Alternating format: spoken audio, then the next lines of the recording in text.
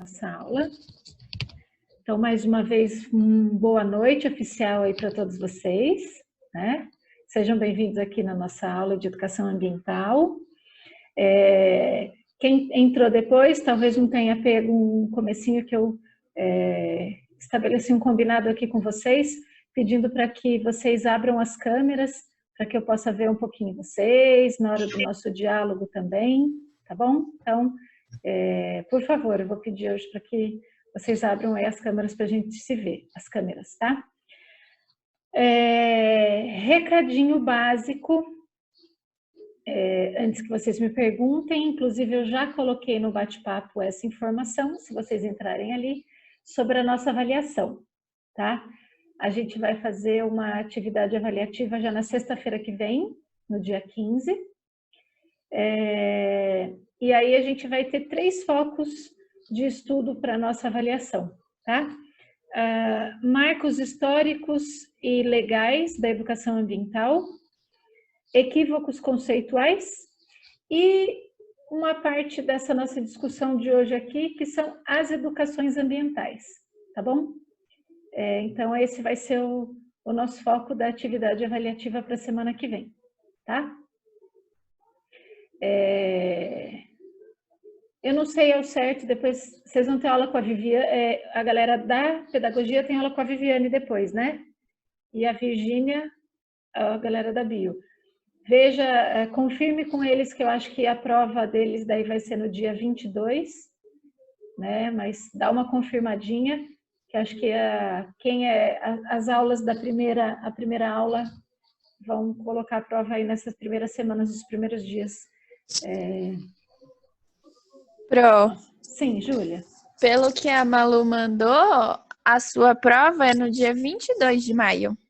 E semana que vem seria da Viviane, no dia 15. Ah, então eu me confundi. Porque eu estava na lógica desculpa. Na biologia a gente fez esse combinado, hein? Então eu vou precisar ver com a Virgínia, inclusive. Porque a gente viu quem dava aula nas primeiras aulas ia ficar primeiro e depois... A junção, gente, dá um nó na minha mente, vou lhe dizer. A Clarice também estranhou, porque ela fala, mas nas primeiras é quem dá os primeiros horários, né? Nas primeiras semanas. Mas daí eu falei para ela daí. Tá. Eu vou revisitar lá, então. Mas obrigada, viu, Júlia, por já ter me falado. Quem ia falar, Isamara? Só que eu não sei, porque a Viviane, a gente já fez a primeira prova dela. Tá. Daí não sei, pode ser por isso também, né? Pode ser. Tá. Enfim, aí a gente confirma direitinho e vê, tá bom? Se for do dia 22, beleza, a gente tem mais uma semana para a gente conversar aqui, trazer algum outro assunto, mas em linhas gerais vão ser esses 3, tá bom? Que a gente vai fazer. Vocês conseguiram já colocar a resenha lá no Moodle? Sim? Ô, Pro? Sim. Daniela. Pode falar, Daniela. Então, eu não tenho Word. Será que eu posso mandar pelo celular no e-mail? Não tenho no computador. Entendi. Não sei se tem como. Tá. Licença, existe o Word online. Você consegue entrar Tem o Drive, né? O Google Drive. Ah, sim, então eu vou baixar e eu mando. É que eu não mandei ainda. É uma boa. Quem não tem... mas não vai precisar nem baixar, viu? Não? Tá. Ô, Monique, é um link? Joga no Google que você acha. Uhum. Então, é como se você entrasse na Microsoft. Ah, sim.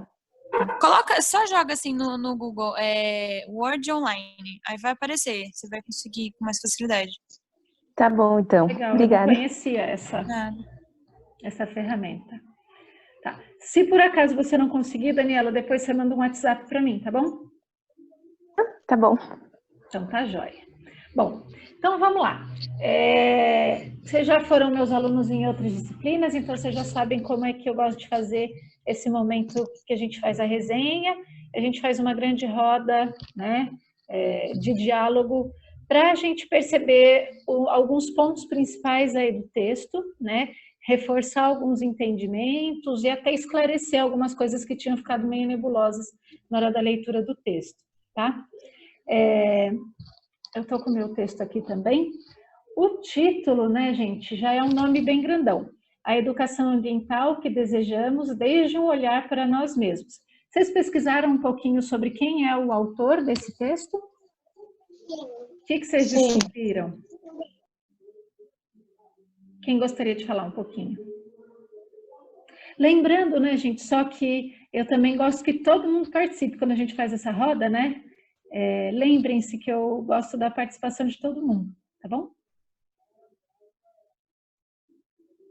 Quem que é o Sandro Tonso?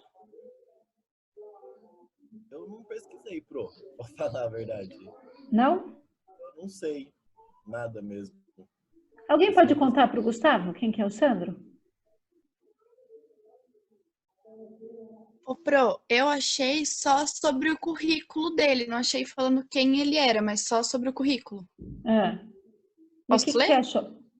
Conta pra gente um pouquinho, o que você descobriu dele?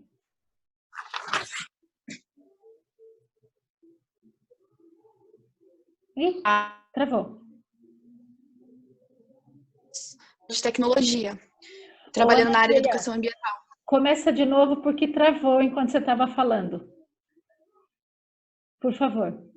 Tá, então, em arquitetura e urbanismo, pela Faculdade de Arquitetura, ele tem alguns mestrados e ele trabalha como professor na Faculdade de Tecnologia, na área de educação ambiental. Exatamente. E ele também tem um doutorado, né? Fernanda, você não está conseguindo ouvir? A Fernanda está conectando o áudio agora.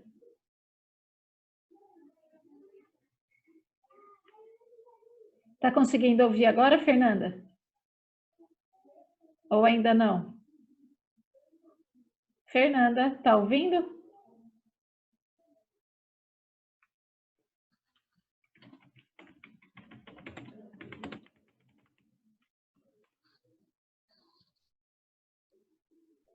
Fernanda, está ouvindo? Se você não está ouvindo, talvez você tenha que sair e voltar de novo, né? Bom, então a formação do Sandro Tonso, como a Ana Júlia falou, ele é um arquiteto, né? Ele é um arquiteto, só que ele depois, no seu mestrado e no seu doutorado, ele foi para esse viés da educação ambiental, né? A questão ambiental e da educação ambiental. Espera aí um pouquinho que eu vou falar com a Fernanda aqui.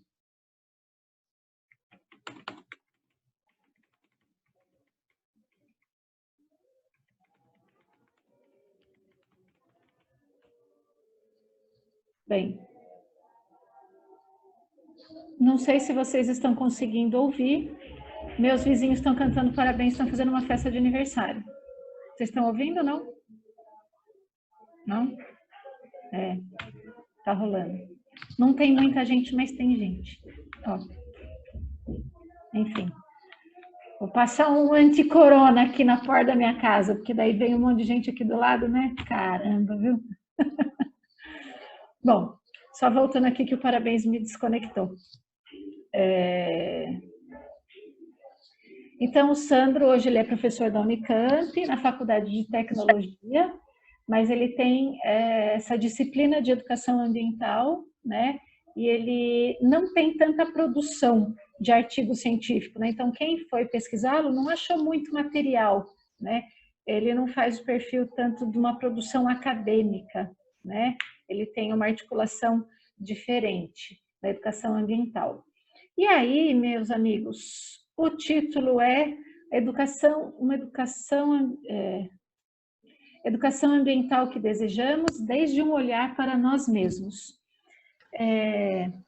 Pela leitura do texto, o que esse título traz para a gente?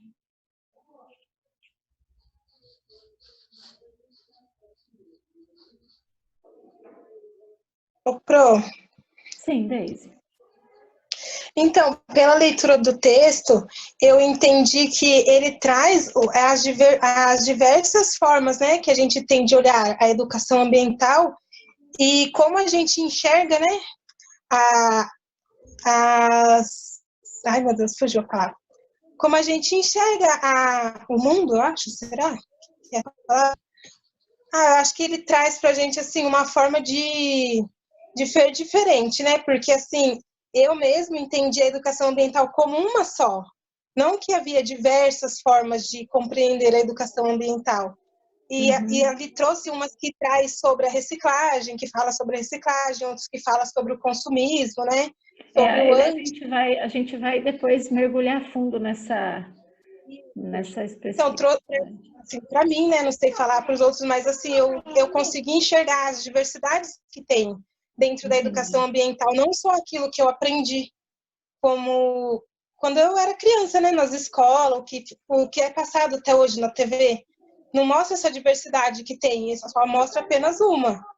Então, eu consegui enxergar outras formas, outras correntes, como traz, né? Eu acho que correntes que ele coloca no texto. Sim. De pensamento. Legal. Alguém complementa, concorda ou discorda da Daisy? Pro? Sim.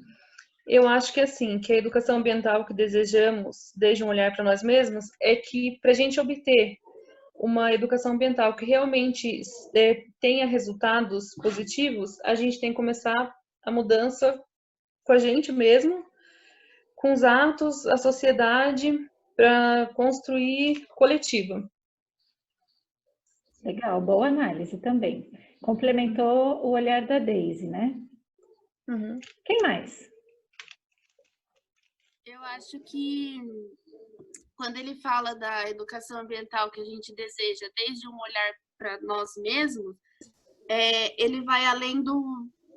Primeiro a gente entender o conceito, né, da gente mesmo. O que a gente significa, né? Qual é a importância das pessoas para a educação ambiental? Deixa eu pensar, como que eu poderia explicar? Como que... Por exemplo, primeiro compreender que você é um ser que importa, que você tem saberes, que você tem conhecimento e que você influencia na educação ambiental de alguma forma. Então, assim, antes de falar de algum outro assunto, você precisa entender e compreender a sua importância nesse ato, nesse movimento.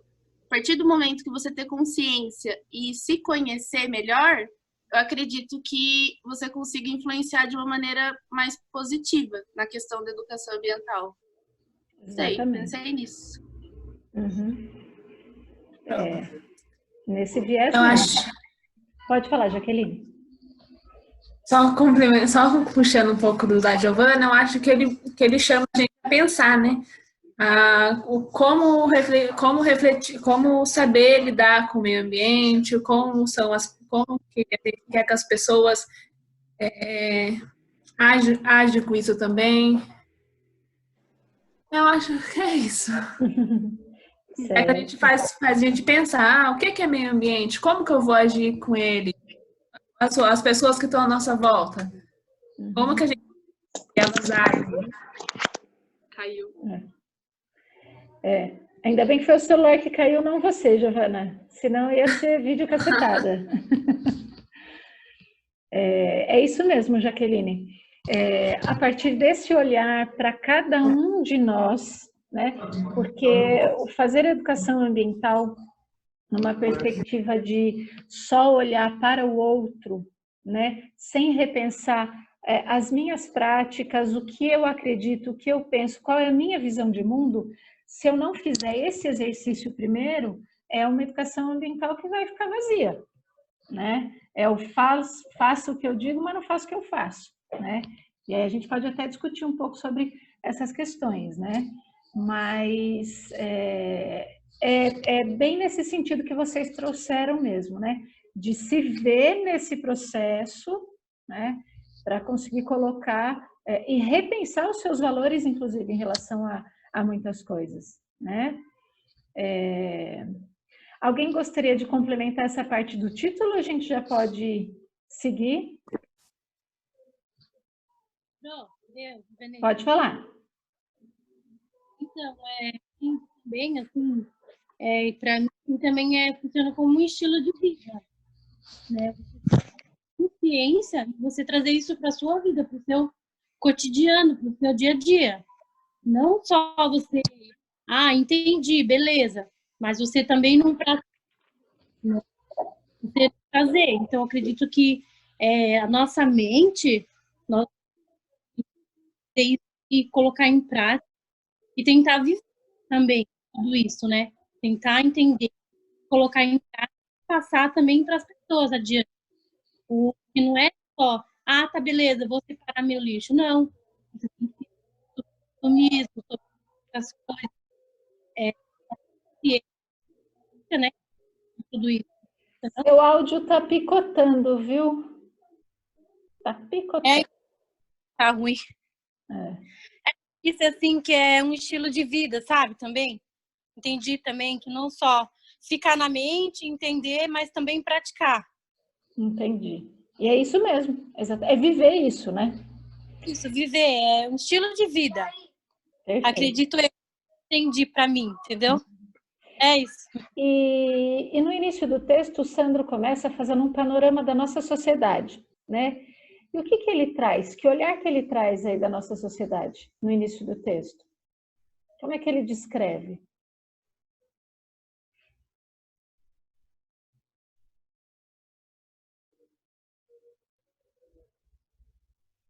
Ele fala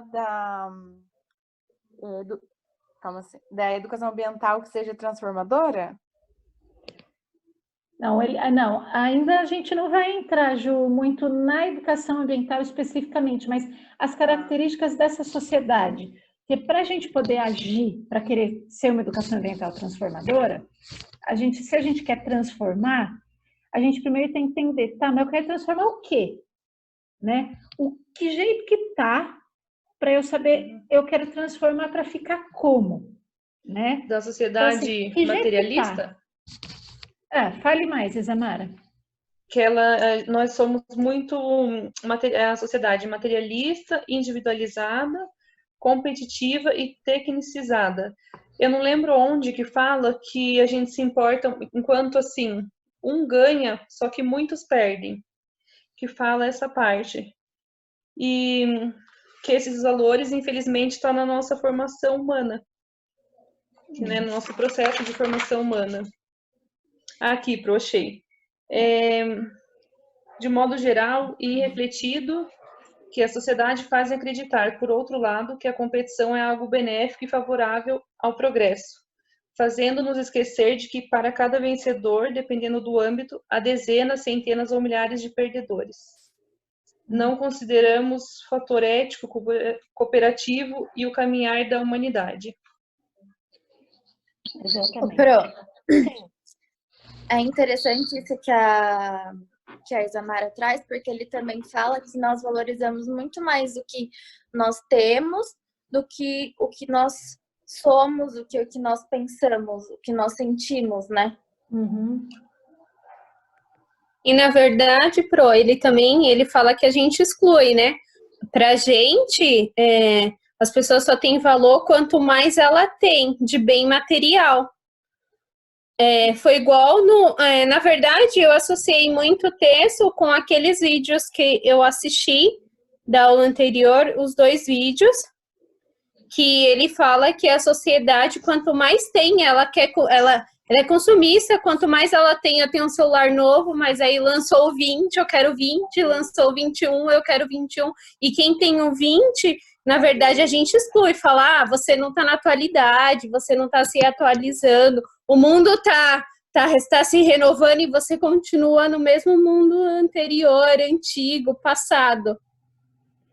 Aquele videozinho da história das coisas mostra bem isso, né? Uhum. A biologia trouxe um fragmento e eu sugeri que vocês assistissem ele todo, né? Uhum. Exatamente isso. Sim. Logo no começo que ele fala, em primeiro lugar, um olhar para a nossa sociedade. Eu tenho uma dúvida, não é para complementar. Pode falar. É que eu não entendi mesmo. Ele fala, se a educação ambiental busca a melhoria da vida das pessoas, de todas e de cada uma, é necessário desvelar os processos de obstrução da vida, os processos de opressão e de exclusão. Essa parte que eu não entendi, até procurei sinônimo ou significado de desvelar, mas não ficou claro. Tá. Lê de novo para mim esse pedacinho que fala do desvelar, por favor. É necessário desvelar os processos de obstrução da vida, os processos de opressão e de exclusão. Alguém tem alguma uma sugestão ou gostaria de me ajudar aqui nessa explicação da Júlia? O que o Sandro fala de desvelar, de não ter opressão? Sim. Aonde que tá isso, Pro? Só um minutinho, Qual Gustavo. parágrafo? Júlia, a Giovana quer saber em qual parágrafo tá. Na página 2, embaixo do título, em primeiro lugar, um olhar para a nossa sociedade. Logo quando ele começa a falar da sociedade. Achei, obrigada. Fala, Gu. Eu não sei exatamente o que significa desvelar, mas pela frase, pelo texto, né, dá para entender que ele quer que a gente vá contra esses processos que estão na nossa sociedade, né? Que a gente vá contra essas coisas que obstruem a nossa vida, que a gente vai contra esses processos de opressão e que vai contra essas operações de exclusão, porque são coisas que ele, pelo texto todo, ele fala que são coisas que atrapalham o nosso desenvolvimento no contexto global, né? Que a gente acaba desenvolvendo apenas alguns poucos escolhidos assim, e a grande maioria fica faltando muita coisa para elas, né? Uhum. Nesse viés mesmo, exatamente por aí. A ideia de desvelar é como se fosse uma ideia de revelar o que está por trás, né? O que é essa sociedade excludente, violenta, que não respeita, enfim, que é super competitiva. O que é que está por trás disso tudo, né? Então, que é a ideia que eu falei anteriormente. Se a gente quer uma educação ambiental transformadora, ela quer transformar o quê? Isso que temos hoje para uma coisa melhor, mais sustentável. E aí ele traz uma ideia de o que é que temos hoje, né? Então, quando ele fala isso de desvelar, é esse olhar que ele vai trazer, tá? De olhar assim, nas entrelinhas das coisas. O que acontece, né? Só um minutinho, Gabi. Por exemplo, quando alguém aqui já colocou, né? A pessoa só tem valor quando ela tem alguma coisa, ou quando ela faz alguma coisa que ela pode ser útil, ou quando ela tem. Quando a Gabriela traz, né? Essa coisa entre o ser e o ter, né? Que é uma inversão de valor absurda que nós vivemos na nossa sociedade, né? Onde o que vale é o que eu tenho e não necessariamente o que eu sou. Né? Então, isso tudo vem desvelar esses elementos todos que fazem parte da nossa sociedade, mas muitas vezes a gente naturaliza. E quando a gente naturaliza, é o grande risco. Porque a gente entende que só pode ser desse jeito. Mas é natural. Mas sempre foi assim. Por que vai ser diferente? Né?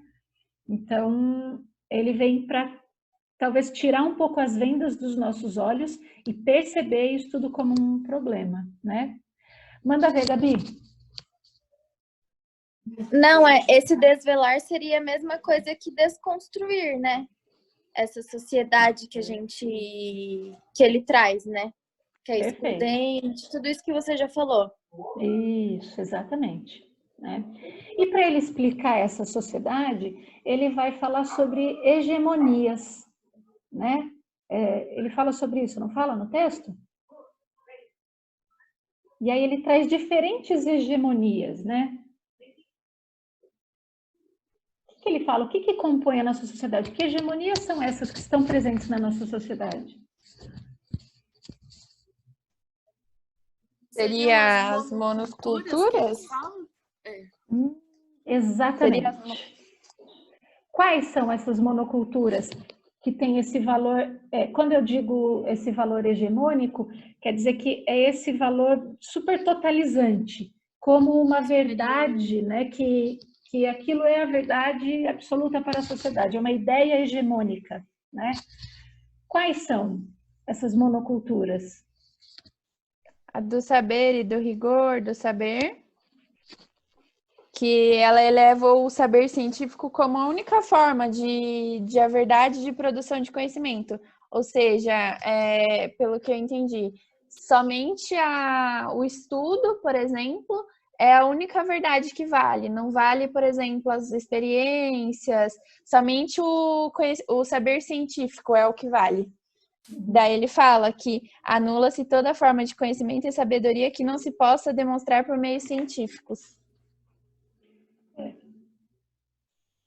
Nesse sentido, ele coloca não que o valor científico, que o conhecimento científico e acadêmico não tem o seu valor, né? Ainda mais em tempos de pandemia que estamos vivendo, tem que tomar muito cuidado com essas interpretações, né? Mas ele coloca em xeque a não valorização de conhecimentos tradicionais, de culturas tradicionais e conhecimentos populares que, num mundo muito voltado pela razão, as questões mais tradicionais e conhecimentos populares acabam perdendo seu espaço, né? É nesse sentido que ele coloca. Qual outra monocultura? Quem pode me contar uma outra? É a monocultura do tempo linear. O que ela quer dizer? Ele fala que eu entendi como se fosse fechar de uma maneira generalizada o desenvolvimento, de compreender o desenvolvimento de uma maneira única.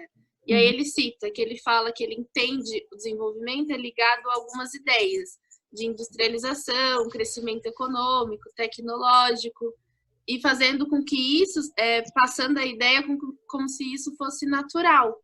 E aí ele inferioriza, ou que ele usa a palavra invisibilizando, outras formas de desenvolvimento humano. Então, generalizar uma forma só de desenvolvimento, entender que o desenvolvimento só acontece através daquelas ideias, e passar a ideia de que isso é natural, e não tem como mudar, que outros tipos de desenvolvimento não existem. Eu entendi como isso. Sim. Posso complementar essa parte? Claro. Para mim ficou bem assim na cabeça quando eu vi essa parte, quando a gente, por exemplo, olha os indígenas, né? Eles têm uma forma de viver totalmente diferente da nossa, né? E a gente fala, eles são mais primitivos, não tem cultura. Não são civilizados. Exato. A ideia de civilização, né? Adjetivos para eles, né? Porque a gente desconsidera a forma deles de viver, né?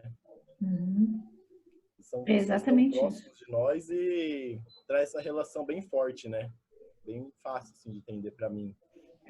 Como se só o modelo de desenvolvimento industrial e econômico realmente fosse o mais importante, né? Sim. E outros aspectos de desenvolvimento humano, cognitivo, de solidariedade, enfim, isso não tem valor dentro essa monocultura de tempo e desenvolvimento e ideia de progresso, né? Sim. É exatamente isso. Qual outra monocultura? Ô, Pro, Sim. posso fazer uma... Eu tenho uma dúvida, né? Pode falar, Ana. Antes disso, tem uma citação de Santos que ele fala assim: a igualdade é entendida como mesmidade, acaba excluindo o que é diferente. Será que teria uma outra forma de falar igualdade, assim? Eu acho que essa citação é uma citação do Boaventura de Souza Santos. E ele está querendo dizer nessa citação, eu já vi, inclusive, tive a oportunidade de assistir o Boaventura, é um cara português super bacana, né? Ainda vivo, super ativo intelectualmente. E a ideia que ele traz, Ana Júlia, nesse sentido, é assim, que quando você tenta trabalhar numa perspectiva de igualar todo mundo, automaticamente isso está sendo excludente, né? Então, quando você quer que todo mundo seja igual, você tem o direito de ser diferente. Mas sendo diferente, você tem o direito de ter o acesso ao que todo mundo teria de acesso. E não necessariamente de ter uma identidade igual a todo mundo, né? O que ele traz é numa perspectiva de equidade de oportunidades, muito mais do que igualdade de características, enfim, né? Acho que é um pouco nesse viés. que ele quer trazer. Não sei se eu ajudei você a entender, Ana Júlia. Obrigada. Tá joia. Tem mais monocultura aí, não tem? Posso falar, Pro? Pode. É a monocultura da naturalização das diferenças. Pelo que eu entendi, é a organização da sociedade em hierarquias, seja elas raciais, sociais, por religiões, sexuais. Daiane, esse tema a gente vai ter que explorar um pouquinho mais. Mas a gente tem 1 minuto dessa chamada do Zoom. Então, eu vou pedir para vocês que a gente sai e volta no mesmo link, tudo bem? Fechou, então vamos lá. Esse é o único ônus, né, do Zoom, de 40 minutinhos e a gente tem que ficar fazendo esse vai e volta, né? É chatinho.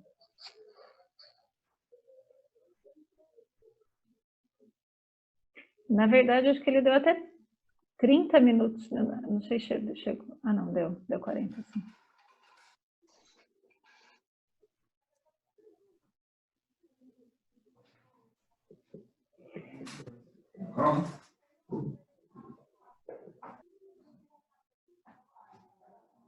Bom, a Daiane estava trazendo, então, a monocultura da naturalização das diferenças. Por que a naturalização das diferenças é uma coisa tão perigosa?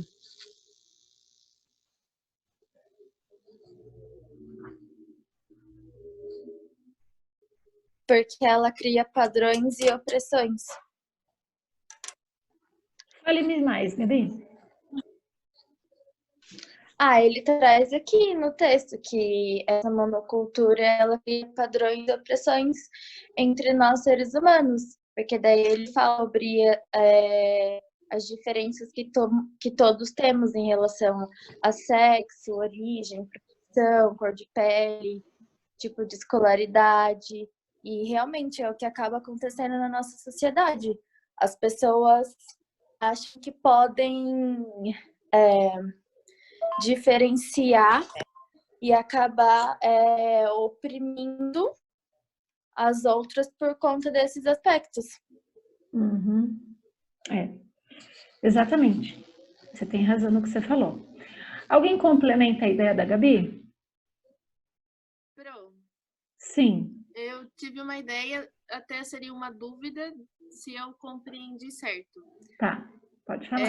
Que ele fala que quando essas diferenças, né, essa desigualdade acontece por conta das diferenças, e eles passam a ideia de que essas diferenças, essa desigualdade existe porque isso é natural que exista, ocorre a não existência que ele estava falando, de acordo com a lógica da não existência, que aí passa a ideia de que eu sou inferior, você é inferior a mim porque é natural, não tenho o que fazer. É natural que eu seja inferior, que eu seja branco, rico, enfim.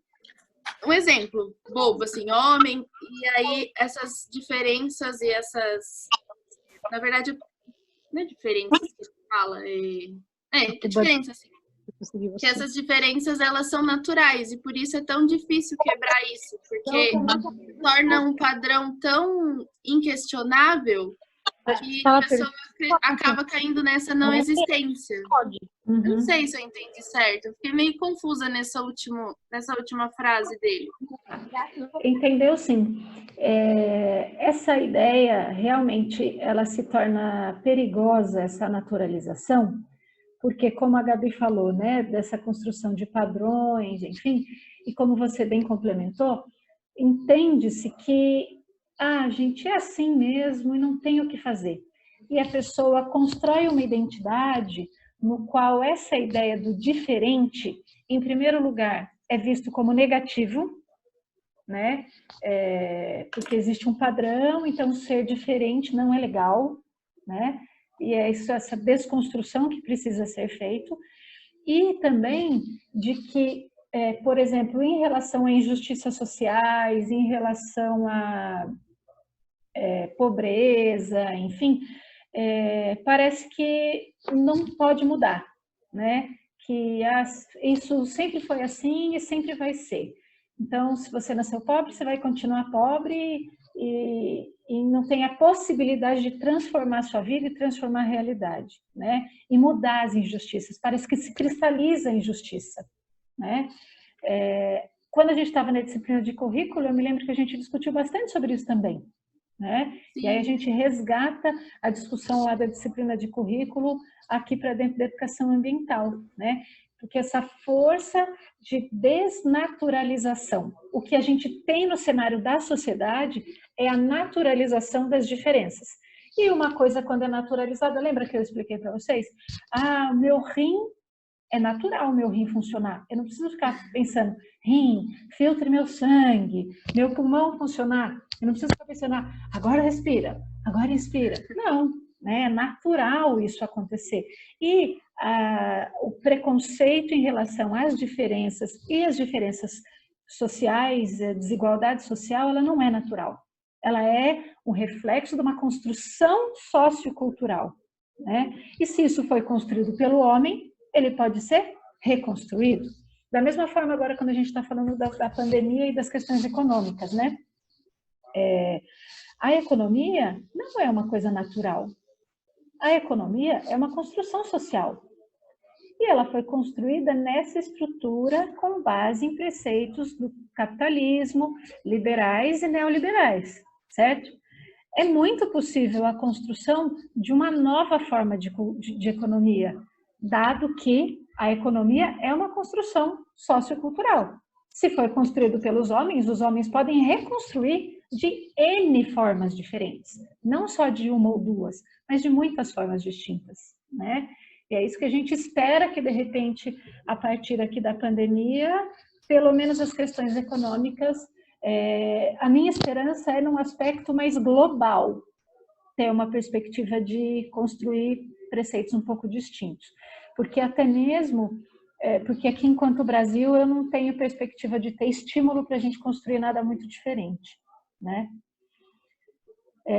Só fazendo um parênteses em relação a isso, já que eu entrei para falar sobre economia, por exemplo, esse modelo de capitalismo que nós estamos vivendo, essa lógica do capital, até mesmo os economistas sérios, né, que entendem e querem manter uma estrutura de capital funcionando, entendem que o caminho que tomou o modelo capitalista que a gente vive é um caminho insustentável para o próprio capital. Porque com esse índice de desigualdade social, muita gente tendo muito pouco dinheiro não sustenta quem tem muito lá em cima. É uma ilusão achar que essa desigualdade social é saudável, e não é. Para o próprio capitalismo, ela não é saudável. Então, tem muitos economistas sérios que já dizem que esse modelo de capitalismo precisa ser repensado, independente de pandemia ou não. Isso já era uma discussão dentro das pesquisas econômicas, tá? É importante que vocês também saibam disso, né? Tem mais alguma outra monocultura? Acho que tem mais uma ou duas para a gente passar rapidinho por elas. Não tô me lembrando. Tem cultura da universidade. Da não universalização. Quem quer falar? Universalidade, universalização. Posso tentar, Pro? Pode. Posso? É como se eles tivessem uma ideia para solucionar, tipo, um todo, e nesse todo eles não incluíssem os pequenos. E aí esse todo não fica todo organizado. É isso? Nessa linha de raciocínio. Alguém quer não necessariamente que não fique o todo organizado, mas Mas ele não consegue suprir todas as necessidades, não é? Exatamente. Não. E por que que uma lógica universal não consegue suprir todas as necessidades? Porque se ele não escuta as necessidades dos pequenos, aquele todo talvez não esteja a necessidade do pequeno. Tá acompanhando? Sim, claro. Tá certíssimo. É isso. Por exemplo, a questão ambiental, né? Então, de repente, um determinado país europeu resolveu super bem a sua questão em relação a resíduos. Pega o modelinho lá daquele país para resolver o problema dos resíduos, faz um Ctrl+C, Ctrl+V em todos os outros países, como se fosse uma resolução universal do problema do lixo. Resolve? Não. Não, porque as realidades e os contextos são distintos. Então, você tentar resolver problemas distintos com uma ideia universal, né? E aí a gente entra nas verdades universais, nas questões mais de globalização, enfim, né?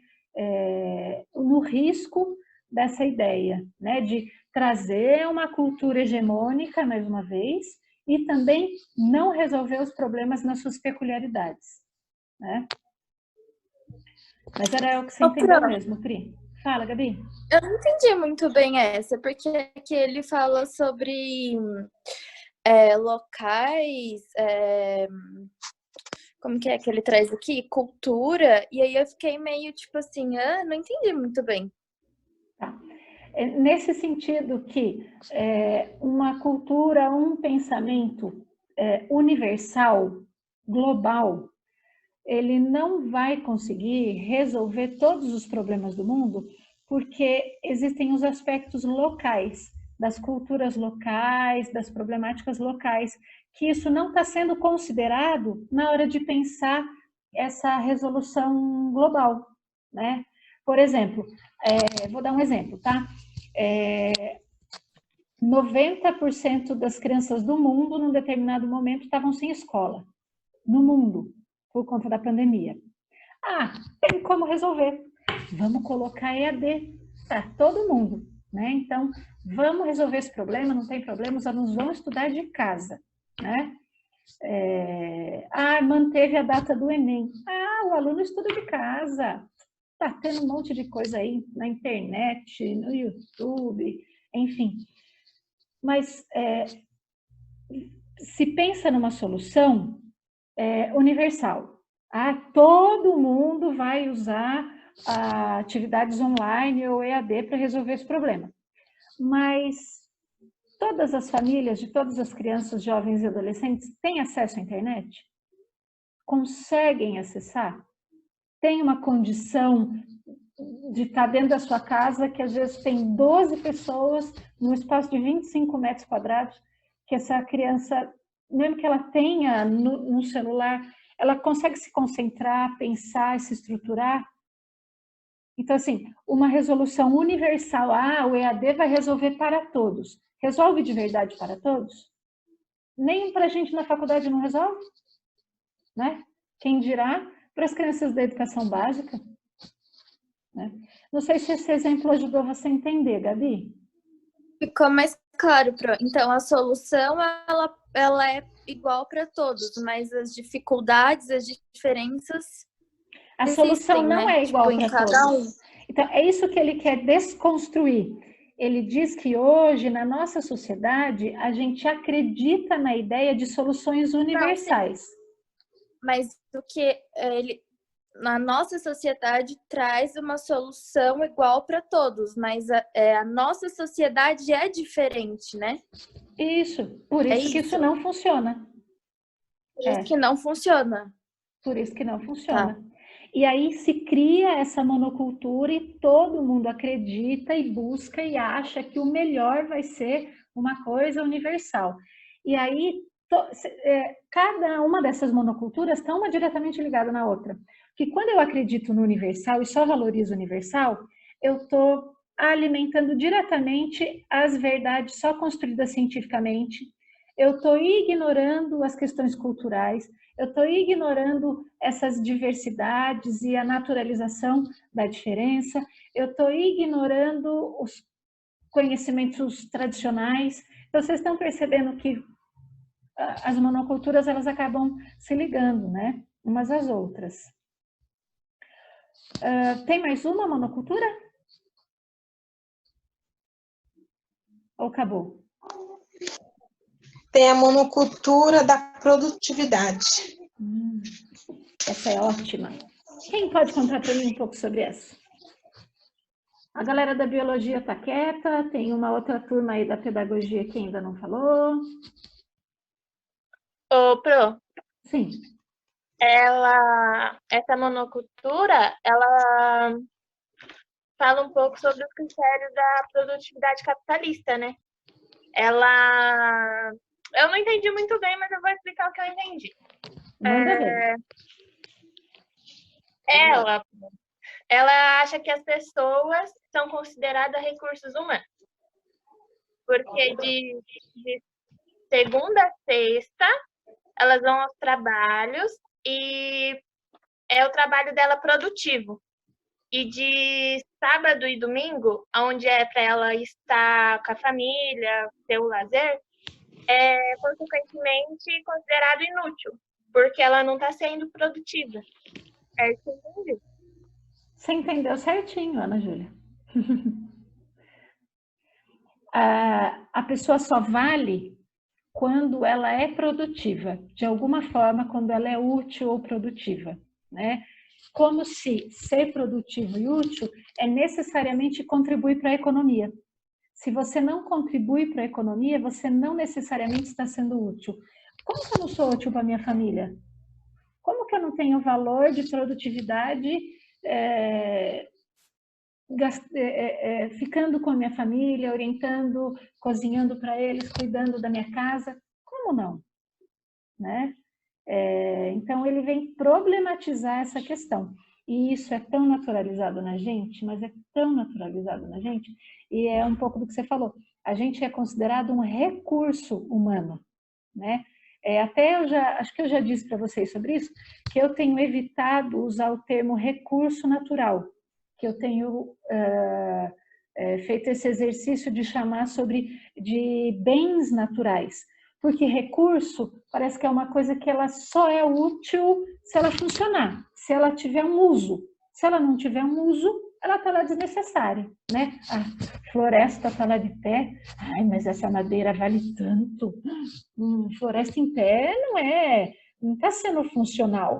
O negócio é a gente cortar e fazer madeira, né? Então, assim, parece que só quando contribui necessariamente para a roda da economia é que aquilo se torna útil, né? Eu tenho um exemplo que, nossa, me marcou muito, porque foi daqueles que eu tenho vergonha depois, que a gente percebe como as coisas estão naturalizadas, né? Um dia eu estava num churrasco com minhas amigas, que a gente tem a galera do magistério e a gente sempre se reúne, um grupinho bem legal. E aí era um sábado à tarde, a gente estava lá no churrasco, e uma das meninas falou assim, gente, tipo, era 3 horas da tarde, ela falou assim, eu vou precisar ir embora que eu tenho manicure. Eu falei, Thaís, tenha dó, ligue para sua manicure para ela atender você lá pelas 6 horas, né? Ela falou assim, não, esse ainda é o último horário dela agora, às 3. Daí eu até comentei assim, ai que horror, uma manicure que trabalha só até as 3 horas da tarde no sábado, que isso? Falei, foi falar, e na hora vinha uma coisa na minha cabeça assim, gente, que horror. Como assim? Eu posso estar sábado à tarde com minhas amigas fazendo churrasco, mas eu quero que a manicure fique trabalhando até 7 horas da noite. Ai, que horror, não é? Aí sabe aquela coisa que você fala assim, nossa, que vergonha eu pensar isso. Mas é tão natural que a gente realmente pensa assim, né? Então, assim, que absurdo a gente achar isso, né? Eu tive vergonha de mim, mas aprendi com isso, né? Quando a gente tem uns insights, assim, vergonhosos. Ô, Pro. Sim. Eu tenho um exemplo disso também que aconteceu comigo, que eu estava trabalhando nesses dias na escola, né? E uma moça que trabalha na secretaria lá estava contando, né, que ela trabalhava numa empresa e, assim, ela dava de tudo. E quando ela precisou, de uma semana, a empresa mandou ela embora, porque ela não servia, né? Daí eu cheguei em casa, contei pro meu marido o que tinha acontecido e tal. Falei, que absurdo, né? As empresas, assim, não dá valor no ser humano, a pessoa é só mais um número lá dentro e tal. Daí tinha um pedreiro trabalhando em casa. Daí ele precisou de sair também. Eu falei, como assim ele vai sair? Tá Ele, vendo? né, tipo, não fez o que ele... Eu vou pagar o dia inteiro e ele nem não fez nem metade do que era para ele ter feito. Aí depois eu falei, meu Deus, eu tô julgando uma coisa que eu estava criticando e agora eu tô repetindo a mesma coisa. Eu também fiquei pensando depois comigo, eu falei, que eu só falo, né? Porque fazer também não faço, só falo pros outros. Ô, Deise, mas sabe, na hora que a gente tem esses insights, são os aprendizados que a gente leva pro resto da vida. Que dificilmente a gente cai nessa de novo. Cai, mas quando a gente cai, a gente vai estar mais esperto para perceber, né? Já consegue perceber antes, né? Porque depois eu fiquei pensando comigo mesmo. Como que pode? Eu falei para um monte de gente sobre o que acontecia e depois estava praticando a mesma coisa. Falei, gente, é isso mesmo. Como que porque é tão isso está naturalizado. Exatamente. Porque então, natural. Ficou. E, nossa, mas a gente tem que tomar cuidado mesmo, porque às vezes a gente faz sem perceber que está fazendo. E aí a gente reproduz essa naturalização, né? Isso Quem mesmo. me chamou? É eu, a Evelyn. Pode falar, Evelyn. Então, e eu também acho dessa parte da valorização, às vezes, eles põem muito, tipo, em indústrias, em fábricas, né? Desvaloriza, às vezes, o agricultor, né? Também os artesãos. É muito disso, tem muito disso também, né? Que a gente não valoriza. Acho que quem trabalha bem é só quem tá lá camelando, né? Segunda a sexta até às 5 da tarde, mas não, tem um outro lá que acorda às 5 da manhã, né? Bem... Com certeza.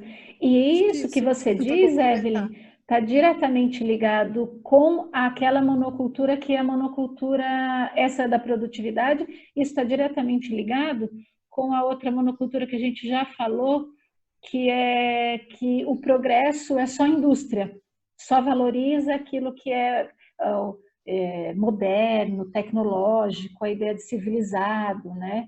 Está diretamente ligado com isso. Perfeito. Pro? Sim. Falando de recursos, essas coisas, eu vi uma parte do texto e esqueci de perguntar. Que é bem no começo, que fala assim, a educação ambiental que desejamos deve ser um convite à vida. Aí fala a vida do planeta, num reconhecimento de que suas riquezas, para além de recursos, constituem-se de elementos e entidades de natureza e dinâmicas diversas. Então, esse para além de recursos seria que é para a gente reconhecer que o planeta não tem recursos e sim riquezas? Não que não tenha recursos, mas para a gente não olhar para essas riquezas como necessariamente recurso.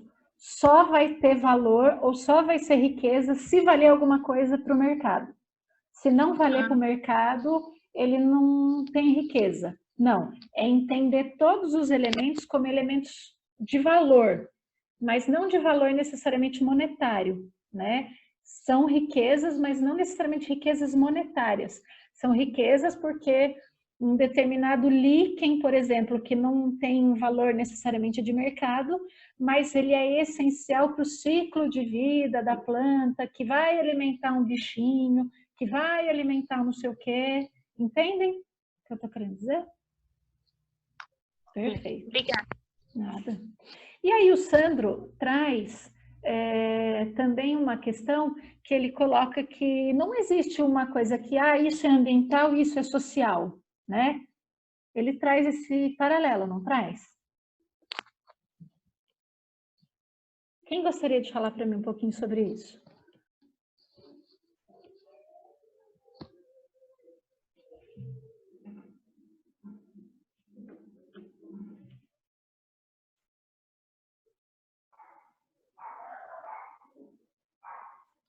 Pro? Pode falar. Quem lançou um pro aí? A moça tá falando? Eu não ouvi. Não, acho que não tem ninguém Vou deixar falando. ela falar, tudo bem. Quem quer falar? Não? Não, pode ir, Gustavo. Certo. Eu vi que ele falou que é uma questão que a gente fala que é um dilema, né? Como se tivesse dois lados. Ou você faz as coisas sociais ou você faz as coisas ambientais, né? Ele fala que é ligado, né? As duas coisas. sociedade está ligada com a natureza, assim como a natureza está ligada com a sociedade. Então, as coisas que a sociedade faz, produz e destrói, você está diretamente ligado com a natureza, né? Você atinge a natureza junto, né? Não é uma coisa, não são coisas separadas. Foi isso que eu entendi, assim. É exatamente isso. Veja nesses exemplos que a gente estava trazendo para falar sobre as monoculturas. Eu trouxe vários exemplos que também são ambientais, mas a gente não estava falando de sociedade, né? Então, para a gente perceber que não existe essa ruptura, é um falso dilema. Ah, isso aqui é ambiental, isso aqui é social. Não, né? Eles estão totalmente interligados. E isso alimenta essa ideia mais complexa de educação ambiental. Lembra das nossas primeiras aulas? Né? Do que é meio ambiente? Meio ambiente é só o bichinho, o riozinho e o matinho? Não, né? São as pessoas, são os prédios, são as construções, é a nossa interação com esse meio, né? Então, é uma relação direta, não existe essa divisão, né? E a gente vai perceber que esse texto vai ajudando a gente a construir uma ideia, que eu até esqueci de falar quando vocês estavam falando sobre a coisa de produtividade, enfim, que eu acho que é importante colocar, né?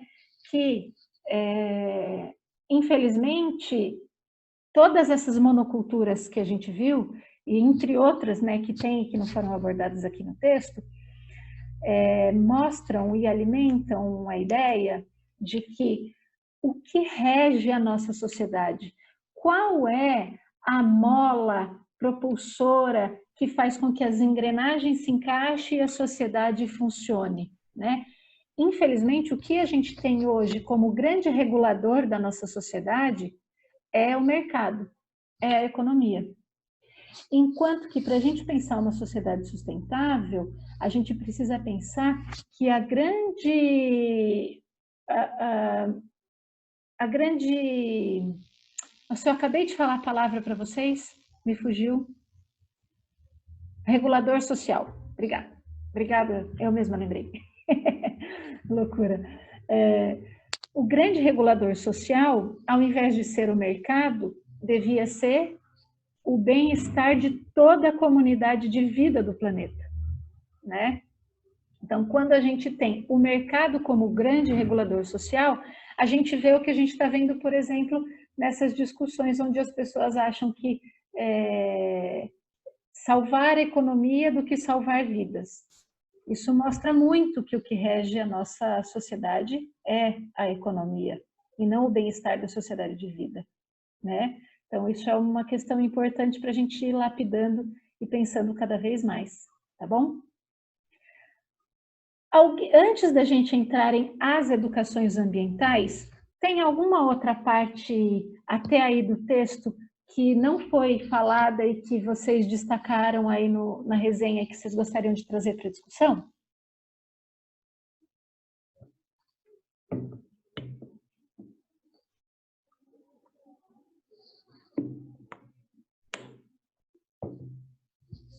Tranquilo?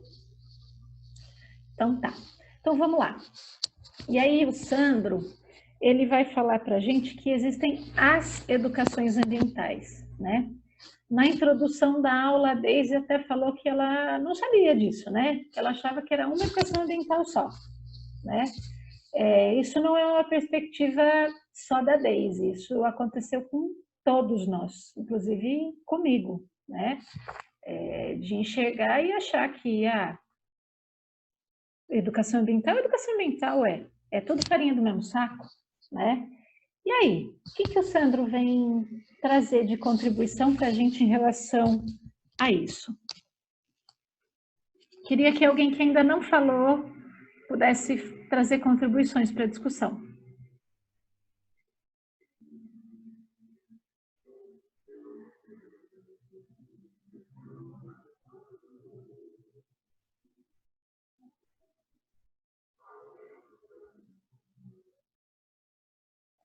Sabe, quando vocês forem professores, vocês vão ter que desenvolver uma capacidade, que é a capacidade de cara de passarinho. Fique esperando. É, Charles, cara de passarinho.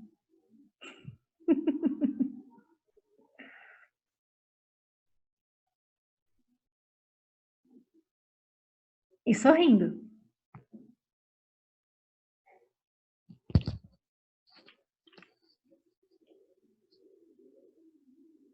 Pro. Sim. Pro. Então, eu entendi que a educação ambiental não é só cuidar da floresta, dos rios, que vai muito mais além disso. Uhum. Que vai... Como que eu posso falar? E o problema não está lá na reciclagem, o problema está antes. Se você não resolver o problema de antes, não adianta você reciclar, não adianta você fazer os 3R, se você não começar do começo do problema, né?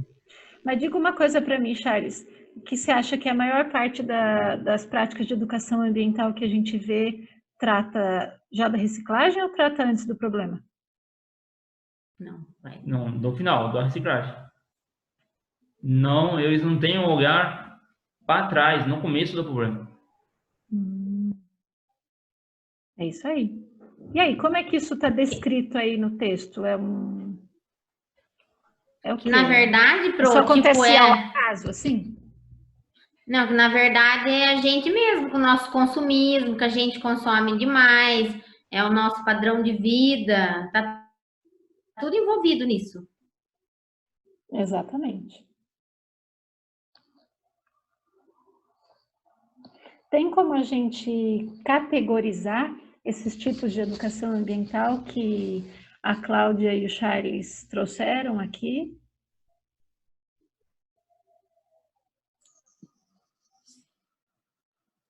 No texto relata que a educação ambiental Peraí, quem que está falando? interdisciplinar. É a Daiane? Daiane, ficou tudo cortadinho, picadinho o seu áudio. Para mim. Então, não sei se está aqui no texto, relato no texto, que a educação ambiental é interdisciplinar. Não sei se encaixa no que a Cláudia estava falando. Encaixa também. Encaixa também. Mas a gente consegue criar categorias de práticas de educação ambiental? Alguém já criou essas categorias? Aqui no texto ele traz, né? Baseado em outros autores, ele fala. E aí tem 15 correntes que ele apresenta primeiro. E aí depois ele cita os autores da Isabel Carvalho e Marcos Guimarães, que eles diferenciam de acordo com 2 grandes grupos de educação ambiental. Que aí o primeiro grupo é, deixa eu ler aqui, concepção adjetivada como oficial comportamental ou liberal conservadora. E o segundo grupo é a educação ambiental alternativa, popular ou crítica. E aí depois ele fala sobre a dimensão coletiva da educação ambiental. Isso. Antes da gente entrar nessa dimensão coletiva, né? Deixa eu fazer uma coisa aqui. Vou usar uma ferramenta aqui com vocês, vamos ver se vai dar certo. Vocês estão enxergando o quadro branco aí? Não. Não? Estão enxergando o quadro Agora branco? Ah, é que ele demora um pouquinho. Gordinha da mãe. Ô, gordinha da mãe. O que a Júlia tá brincando? É quem é a gordinha da mãe, Júlia? Pro, eu não sabia que o microfone estava aberto. Ô, Gabi, fala para mim de novo o nome das duas, os termos os dados para identificar essas duas. Dos blocos. Tá.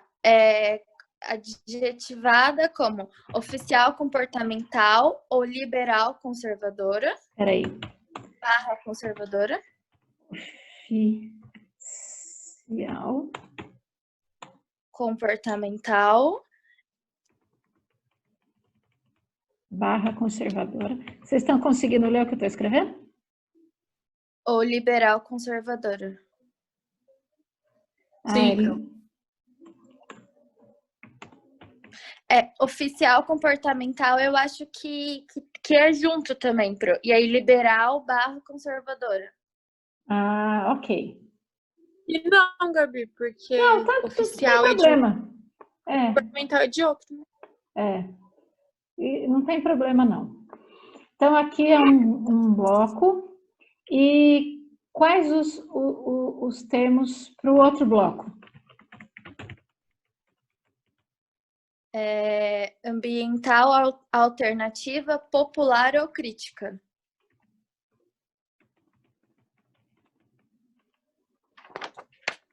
Ótimo.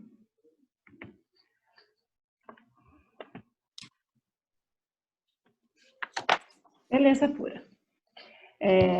Então, a gente tem esses dois. O Sandro, ele traz primeiro que existia um estudo da Salvé, que ela trazia 15 diferentes correntes de educação ambiental, né? E aí, entre essas 15 correntes, depois se alguém tiver curiosidade em pesquisar e saber, por exemplo, algumas são mais conservacionistas, por exemplo, o Projeto Tamar. Vocês, quem já conhece, por exemplo, na Praia de Ubatuba, tem o Projeto Tamar. E eles desenvolvem uma educação ambiental. Que educação ambiental é essa? É uma educação ambiental mais de conservação de uma espécie de um animal, né? Aí, por exemplo, em outro parque tem outro tipo de educação ambiental. Dentro da cidade de São Paulo vai ter um outro tipo de educação ambiental. Lá no interior vai ter um outro tipo de educação ambiental. Então, são diferentes correntes, 15 correntes de educação ambiental. O Sandro fez o favor para nós de usar a ideia de outros autores que já tinham trabalhado com essas 15 e eles tentaram organizar como se fosse 2 grandes blocos de educação ambiental, tá? Uma educação ambiental aqui chamada de oficial, comportamental ou liberal conservadora, tá? Eu, particularmente, gosto de... ele não deixa eu editar em cima do texto, cocôzinho. Mas tudo bem. Eu, particularmente, gosto do primeiro bloco de trazer esse nome mais comportamental ou conservadora, tá? E no segundo bloco, eu gosto mais de falar da educação ambiental crítica. No estudo que vocês leram aí, no texto, quais as características, o que ele traz de exemplo para o primeiro bloco dessa educação ambiental mais comportamental e conservadora? Ele traz falando que ela se importa mais com as consequências do que com que as fontes que levaram ao tal problema ou a tal crise. Mais com a necessária e urgente mudança das pessoas do que com as mudanças estruturais. Não, isso é o primeiro. Do que essa revelação do que levou a acontecer.